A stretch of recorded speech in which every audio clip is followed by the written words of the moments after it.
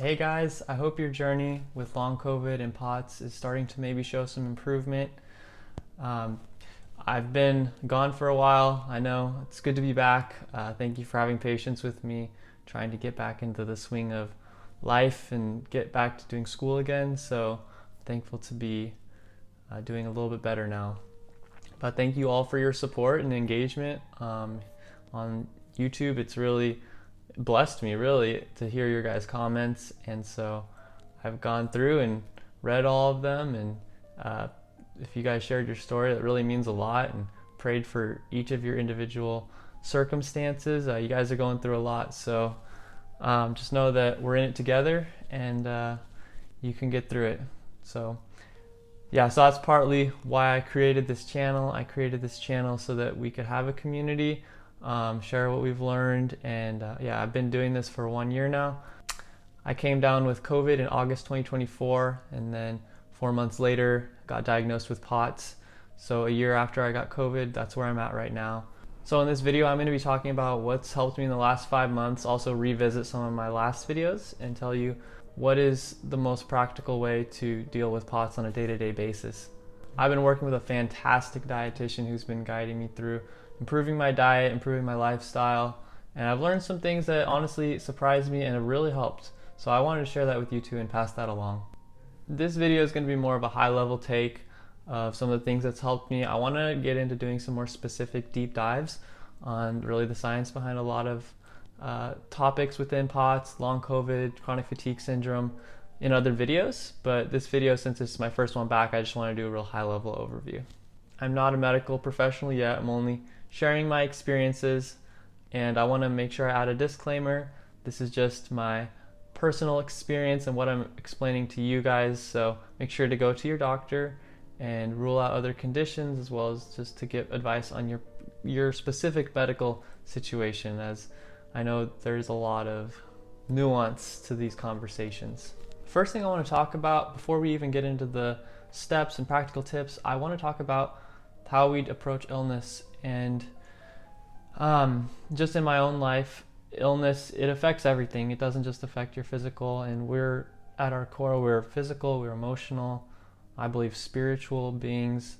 And I think it's really important the way we view illness as not a part of us, but it's like a parasite trying to destroy something beautiful that God created.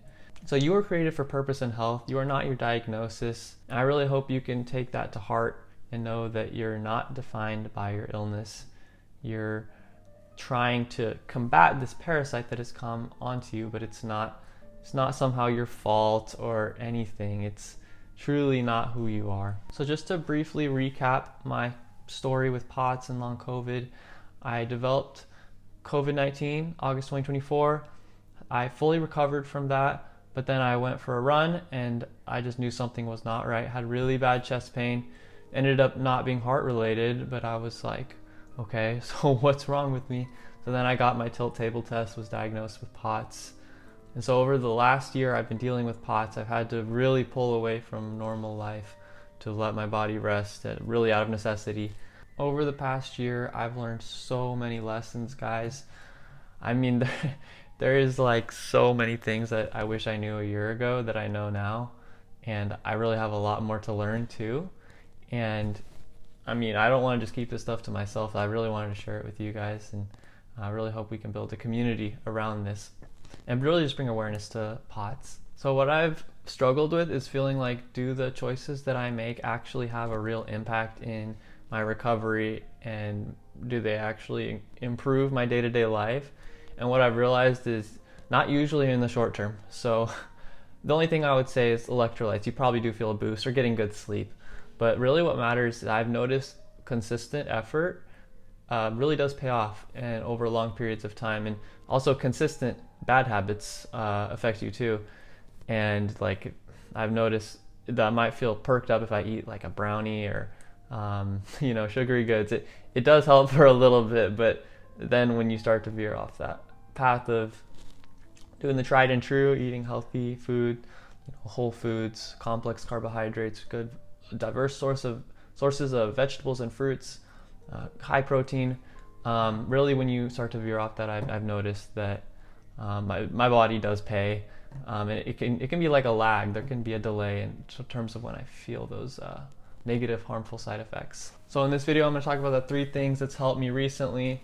The first thing I want to talk about is with a lot of things with POTS, it's often a paradox, and especially with mornings. I know a lot of people with POTS feel like mornings are extremely hard, and I actually used to be a morning person, so before I got POTS, this was not how I operated, but now mornings are very hard, and there's a lot of different proposed reasons for why this is the case, but I wanted to talk about eating food in the morning.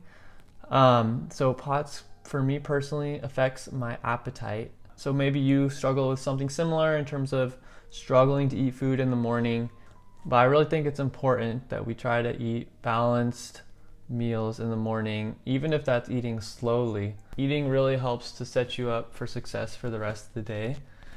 It gives nutrients, it gives electrolytes, especially if you salt your food, which is going to help increase your blood volume.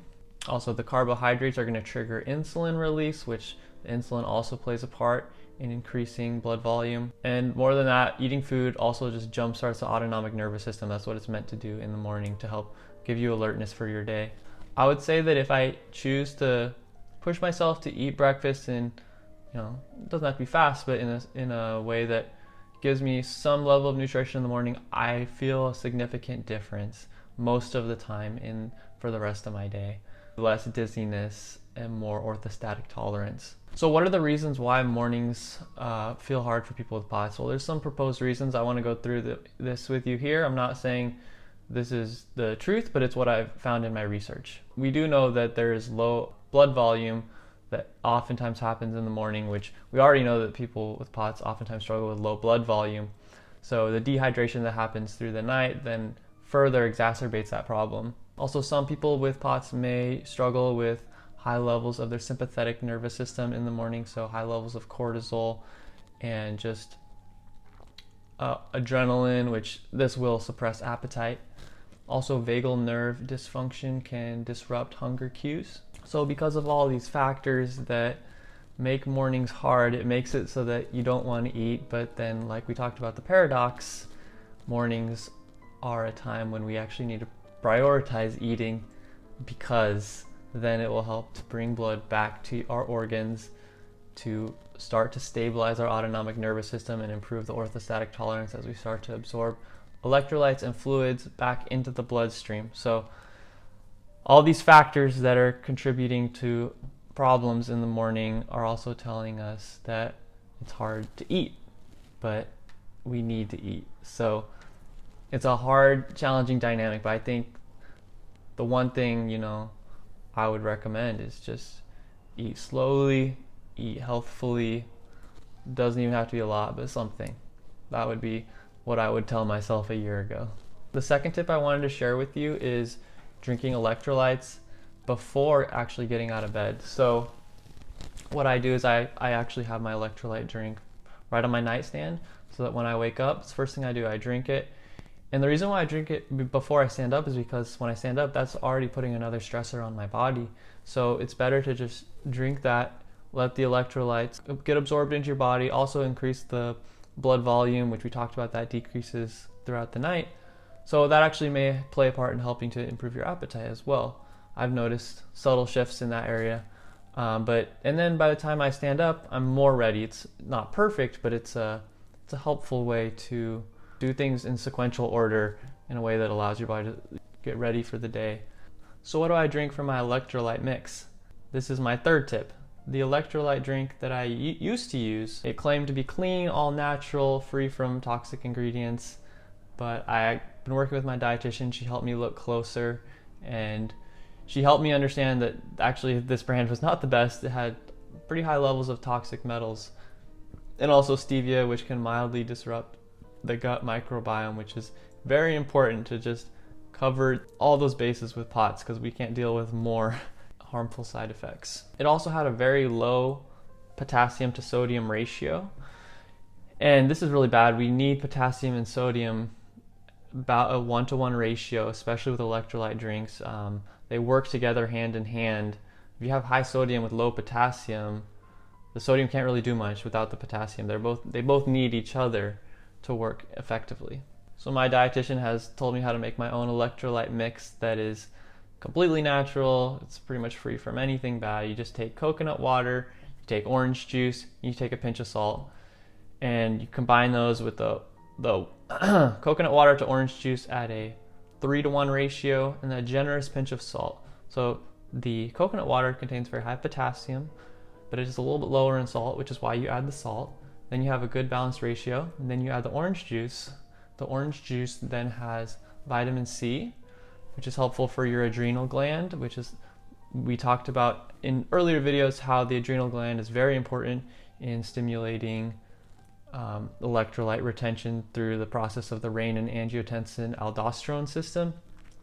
So really, with this electrolyte mix, you're combating from both sides. You're combating from the hormonal side, and you're combating from the gut side. So as you absorb the electrolytes, the potassium and sodium, plus the glucose from the orange juice, all of those help to absorb more fluid into your bloodstream.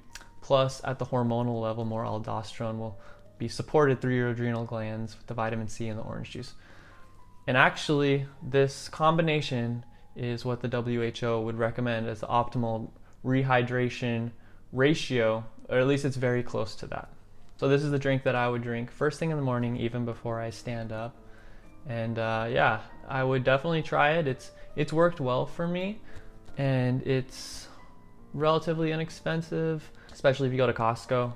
You just get a big pack of coconut waters. So is there hope? Absolutely. There's always hope. Hope is the medicine that we need in this journey. So I really hope that you're doing better, and I pray that you find a little bit more peace today. I hope this video helps you a little bit. I'll catch you in the next video. Thanks guys, bye.